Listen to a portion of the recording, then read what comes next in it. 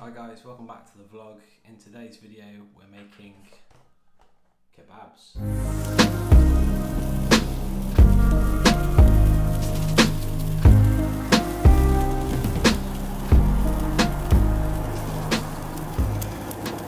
So I got sent a kit by a company called Spicy Does It. I've worked with them previously. They were one of my early collaborations for the website at artisantraveller.com. They sent me a chorizo making kit, which was, I thought, a great idea.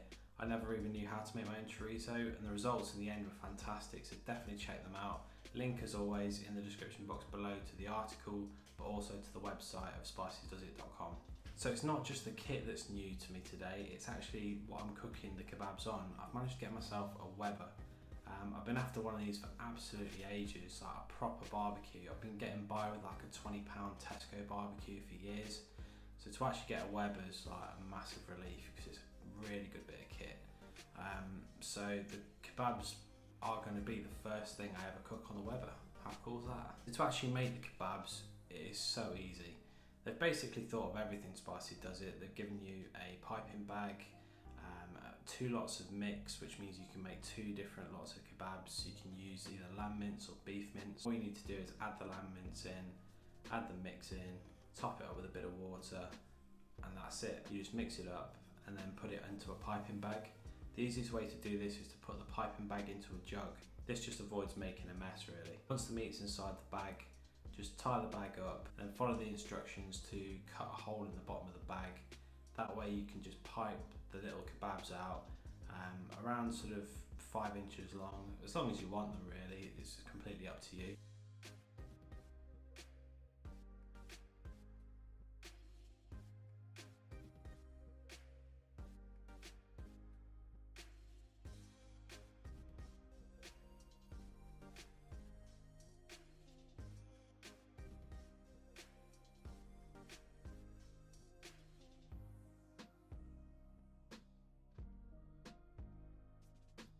I found it really easy as well to chill them before I actually put them on the sticks.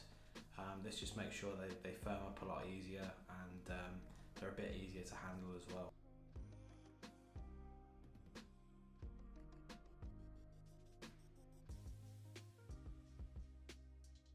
You don't have to do it, but it's definitely worth doing. So another top tip with this kebab making kit is to actually soak the skewers before you use them. Spicy Does It do provide really good instructions on how to do everything, so it's kind of idiot proof really. But the actual threading onto the skewers, if you do it when they're dry and you put them straight on the grill, you're just going to end up with like bits of burnt wood.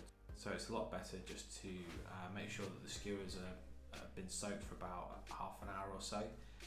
That'll just make sure that they don't catch fire and you end up with a mess. So to actually cook the kebabs, I was going to go with the indirect method to begin with, and this basically puts charcoal on one side of the grill and leaves the other side of the grill free. So basically you've got a really hot section and you've got like a warm section. So if the hot section's sort of getting them too charcoaled, or if you're getting too much colour from the coals, you can just take them onto the warm section, put the lid on, and then they just cook away till they're perfectly done.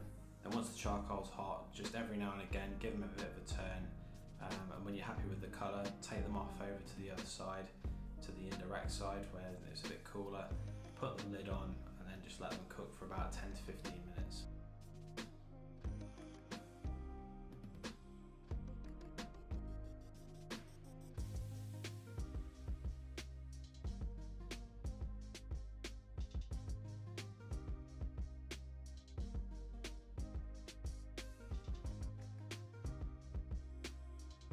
So to serve these kebabs, I'm doing like kind of like a Greek style of presentation with yogurt, with pomegranate seeds, with mint, and some pomegranate molasses. It's actually the same kind of thing that they put on the halloumi fries at Camden Lock. If you want to know more about that, I'll leave the link in the description box just below. It's a really good way to serve the kebabs. Just simply drizzle the yogurt over, the molasses over, top with the pomegranate seeds and the mint, and you're good to go.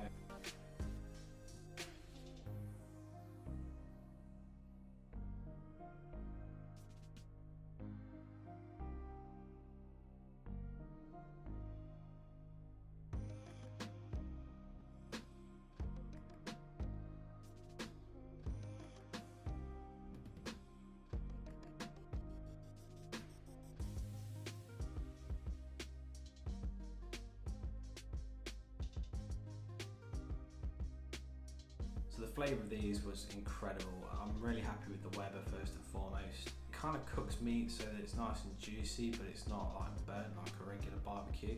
So you definitely get what you pay for.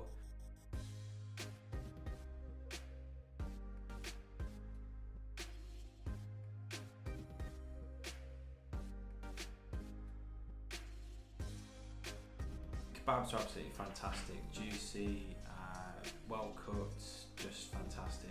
Really, really good bit of kit. I've still got a sachet left, so I can make some more and some more sticks as well. So a big thumbs up for Spicy Does It. Check them out. Go to the link in the description box below for the actual product. And of course, as always, if you haven't subscribed already, hit the subscribe button, like this video if you enjoyed it, and you can follow me on social media, Twitter, Pinterest, Instagram, Facebook. All my links are in the description box below, and I will see you on the next video. Thank you.